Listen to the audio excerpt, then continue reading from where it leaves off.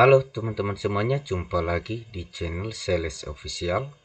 Di video kali ini, saya akan memberikan informasi penting tentang aturan dan mekanisme yang wajib diketahui oleh teman-teman P3K paruh waktu di tahun 2025 ini sesuai dengan keterangan dari Kementerian Pan-RB. Di tahun 2025 ini, mungkin teman-teman bertanya-tanya yang sudah terangkat menjadi P3K paruh waktu, apakah status dan kedudukannya otomatis menjadi PNS atau menjadi P3K penuh waktu. Nah, di video ini kita akan membahas satu persatu teman-teman, apakah P3K paruh waktu bisa jadi PNS atau P3K penuh waktu. Jangan di skip video ini supaya teman-teman yang sudah terangkat menjadi P3K paruh waktu dapat mengetahui apa saja aturan dan mekanisme yang wajib diketahui oleh P3K paruh waktu. Akhir-akhir ini pemerintah telah resmi membuka skema baru tentang pegawai pemerintah dengan perjanjian kerja atau P3K paruh waktu. Skema ini banyak menuai pertanyaan terkait status aparatur sipil negara atau ASN, salah satunya soal kemungkinan P3K paruh waktu beralih status menjadi pegawai negeri sipil atau PNS. Nah, apakah betul P3K paruh waktu bisa menjadi P3K penuh waktu atau pegawai negeri sipil?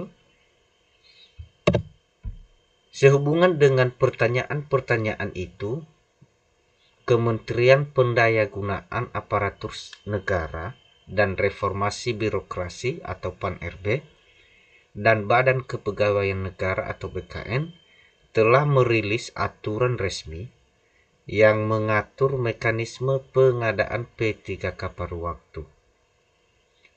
Aturan tersebut memberikan gambaran jelas mengenai status, hak, hingga peluang kedudukan mereka di birokrasi. Ada 4 hal yang perlu diperhatikan oleh teman-teman P3K paruh waktu di tahun 2025 ini. Yang pertama, aturan resmi soal P3K paruh waktu. Yang kedua, status dan kedudukan P3K paruh waktu.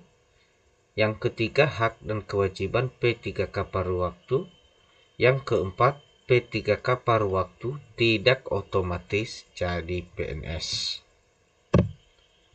Nah, yang pertama adalah aturan resmi soal P3K paruh waktu.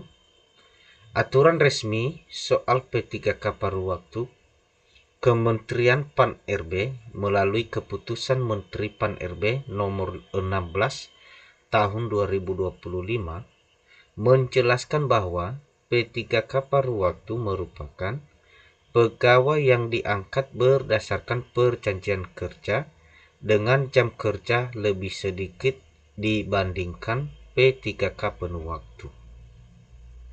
Skema ini ditujukan untuk mengisi kebutuhan tertentu, terutama di bidang pelayanan publik yang bersifat fleksibel.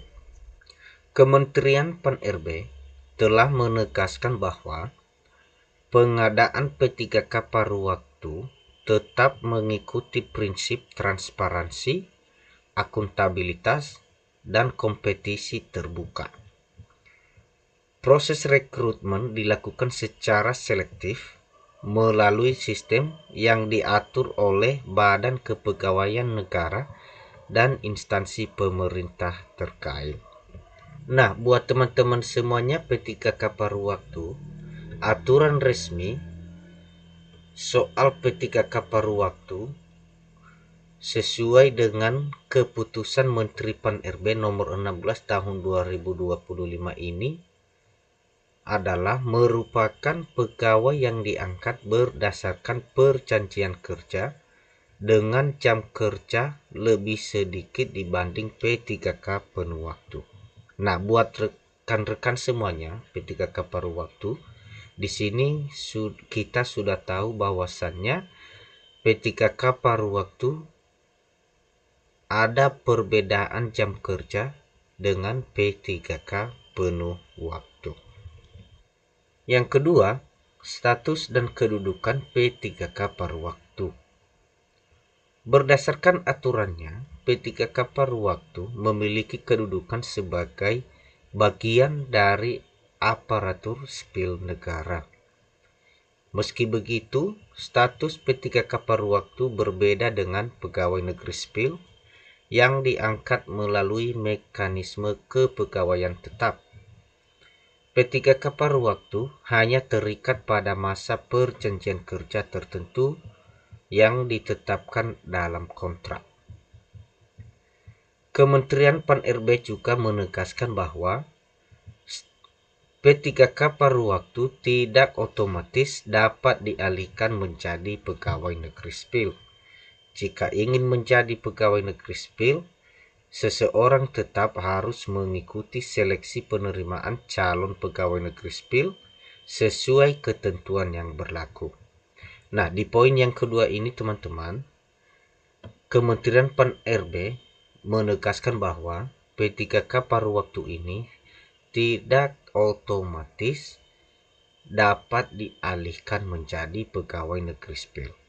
Nah, buat teman-teman semuanya mungkin bertanya-tanya status dan kedudukan P3K paruh waktu ini apakah terangkat menjadi P3K penuh waktu atau terangkat menjadi pegawai negeri sipil. Nah, di sini Kementerian Pan-RB telah memberikan keterangan dan menegaskan bahwa P3K paruh waktu tidak otomatis dapat dialihkan menjadi pegawai negeri sipil. Nah, ini sudah cukup jelas teman-teman, supaya teman-teman paham status dan kedudukan P3K paruh waktu ini. Poin yang ketiga, hak dan kewajiban P3K paruh waktu. P3K paruh waktu tetap memperoleh hak sesuai kontrak, seperti gaji, jaminan sosial, dan hak cuti. Besaran penghasilan ditentukan secara proporsional berdasarkan jam kerja dan beban tugas yang dijalankan. Kewajiban mereka pun sama dengan aparatur sipil negara pada umumnya, yaitu menjaga netralitas, melaksanakan tugas sesuai peraturan, serta menaati kode etik aparatur sipil negara. Instansi yang mempekerjakan wajib memastikan bahwa hak-hak P3K paruh waktu tetap terpenuhi sesuai regulasi. Nah, di sini juga teman-teman P3K paruh waktu memiliki hak dan kewajiban yang wajib didapatkan oleh teman-teman P3K paruh waktu. Hak dan kewajibannya seperti gaji, jaminan sosial, dan hak cuti. Nah, untuk besaran penghasilan teman-teman P3K paruh waktu itu ditentukan secara proporsional berdasarkan jam kerja dan beban tugas yang dijalankan. Poin yang keempat, P3K paruh waktu tidak otomatis jadi pegawai negeri sipil.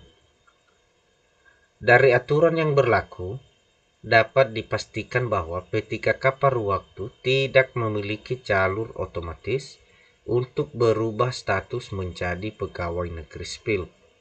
Skema ini memang dirancang sebagai bentuk fleksibilitas kerja di sektor publik, bukan sebagai pintu masuk alternatif menjadi pegawai negeri sipil.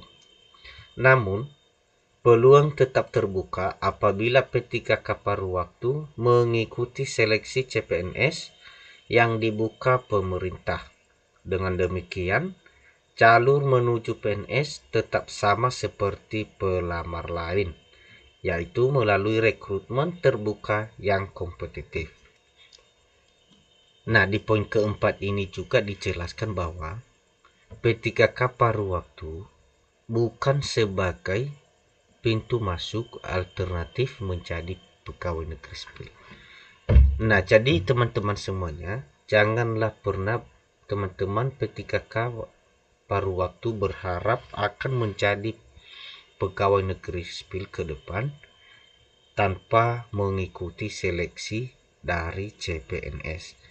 Nah, di poin keempat ini sudah sangat jelas teman-teman bahwasannya kedudukan P3K paruh waktu bukan sebagai jalan pintu untuk menjadi PNS. Nah, seketika teman-teman mau jadi pegawai negeri sipil, harus mengikuti mekanisme atau sesuai dengan ketentuan-ketentuan yang berlaku dalam hal penyeleksian CPNS. Nah, itu saja informasi penting tentang aturan dan mekanisme yang wajib teman-teman P3K paruh waktu ketahui supaya teman-teman tidak berharap ke depan dengan status dan kedudukan sebagai P3K paruh waktu akan diangkat menjadi P3K penuh waktu atau diangkat menjadi pegawai negeri sipil.